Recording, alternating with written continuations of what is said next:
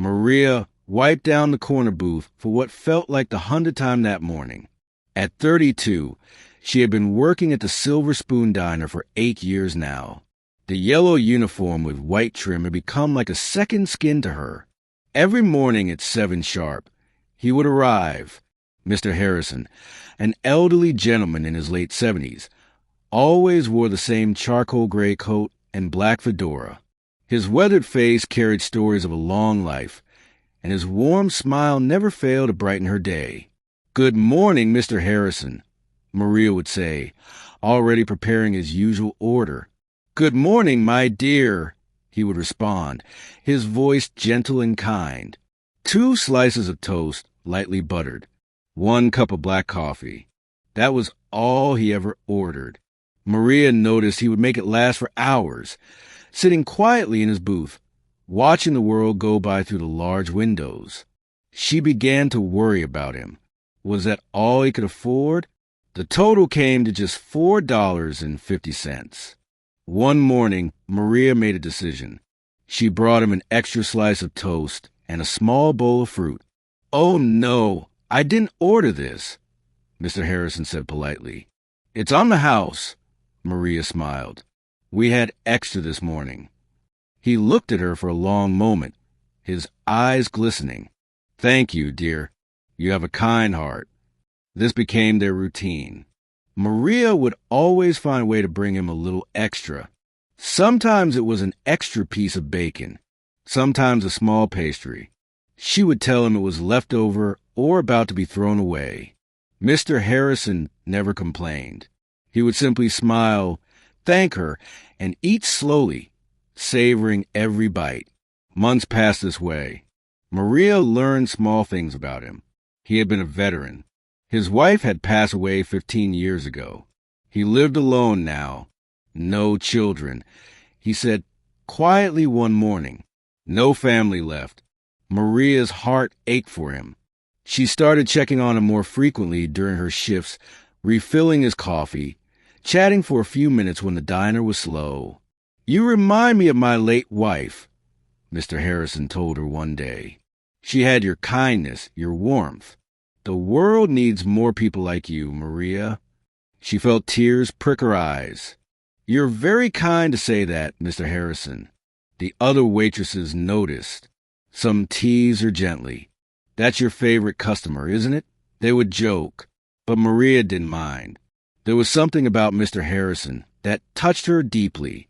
Maybe it was the loneliness she sensed in him. Maybe it was the dignity with which he carried himself, despite appearing to have so little. One rainy Thursday morning, Mr. Harrison didn't show up. Maria felt worried all day. By Friday, when he still hadn't appeared, she was genuinely concerned. Had something happened to him? On Monday morning, Maria was refilling the salt shakers when the diner door opened. But it wasn't Mr. Harrison who walked in. 4 men in dark suits entered first, looking around the diner with serious expressions. They were clearly bodyguards. Behind them came 2 people in expensive business attire, carrying leather briefcases. The diner fell silent. Even the cook peeked out from the kitchen.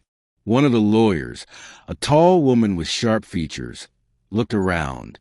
"We're looking for Maria Rodriguez." Maria's hands trembled. Had she done something wrong? Was this about the extra food she had been giving Mr. Harrison? Her manager, Tom, stepped forward protectively. "I'm Maria," she said quietly, her heart pounding. The lawyer's expression softened.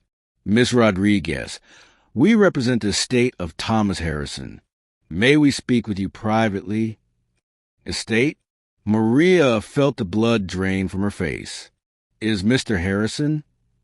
"I'm afraid Mr. Harrison passed away peacefully in his sleep last Thursday night," the lawyer said gently. "But before we continue, we need to verify your identity. You are the Maria Rodriguez who have been serving Mr. Harrison breakfast every morning for the past 8 months, correct?" "Yes," Maria whispered, tears already forming in her eyes. The lawyer opened her briefcase and pulled out an envelope.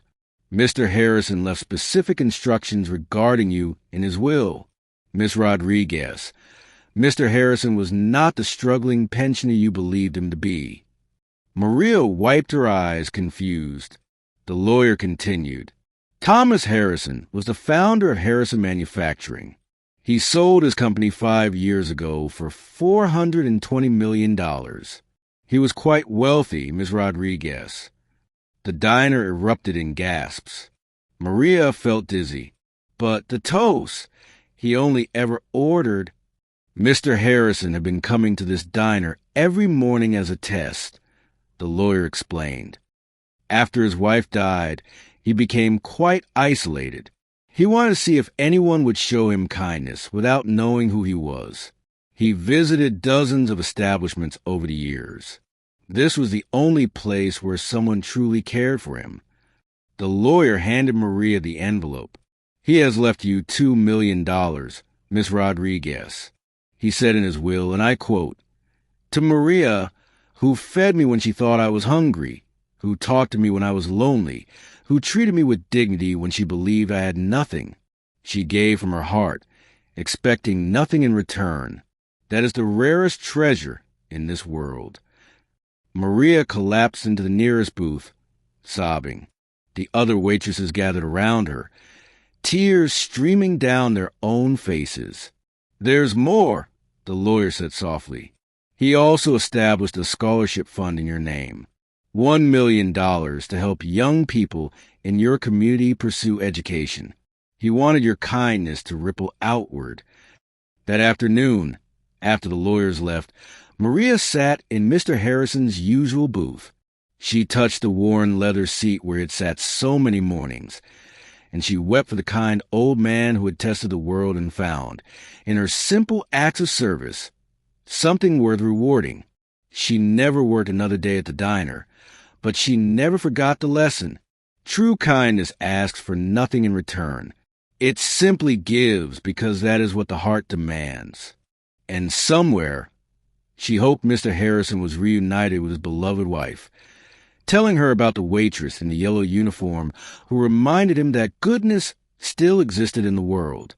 If this story touched your heart, please like, share, and subscribe to hear more stories about everyday kindness and unexpected blessings. Leave a comment below telling us about a time when a small act of kindness made a big difference in your life or someone else's.